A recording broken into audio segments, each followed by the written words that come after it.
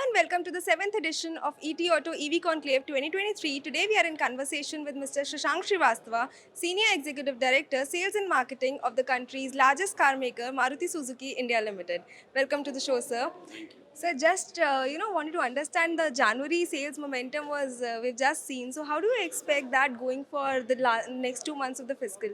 I think the momentum seems to be continuing. It's quite stable. So if you look at the demand side parameters of inquiries and bookings, they've been very positive in January, despite the price hikes that most OEMs have undertaken, including Maruti Suzuki. So in terms of bookings and inquiries, they're up almost 18-19% over the same period in January of last year. So momentum on demand side seems to be good. There are still some supply side issues, which is what has led to a large buildup of pending bookings. Maruti Suzuki has almost 385,000 bookings pending today. So despite this, the month of January in terms of wholesale was pretty good, about 17% growth for the industry overall.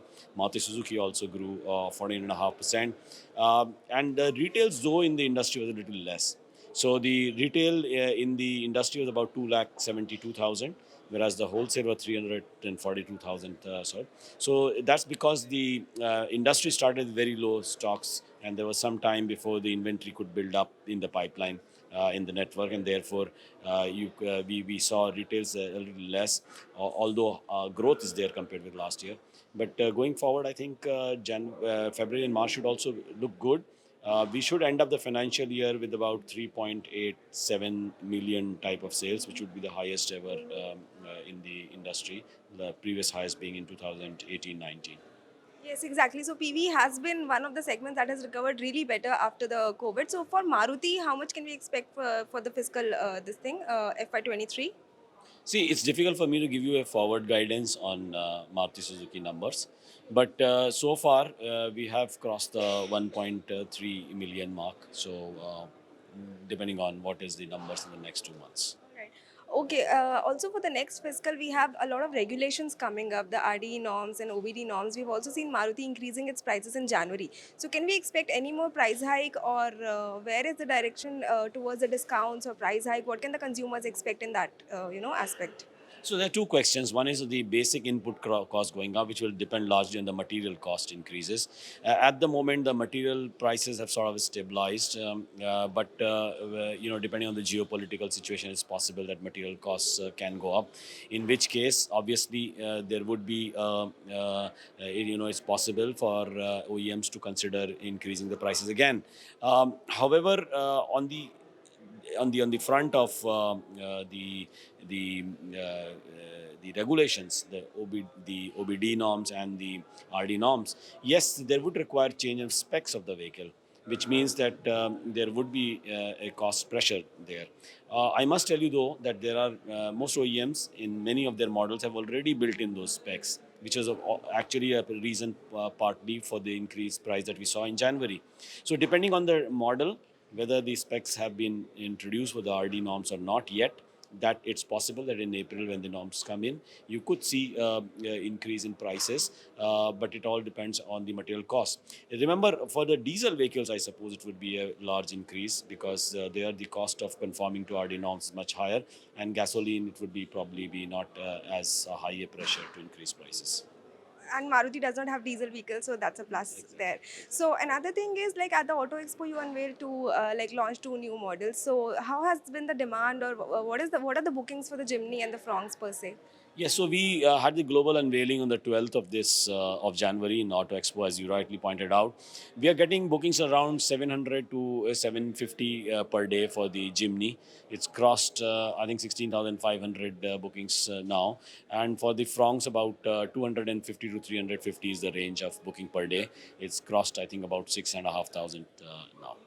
So talking about the technology mix, like most automakers now have the petrol, diesel, CNG portfolio. Then someone's going for EVs.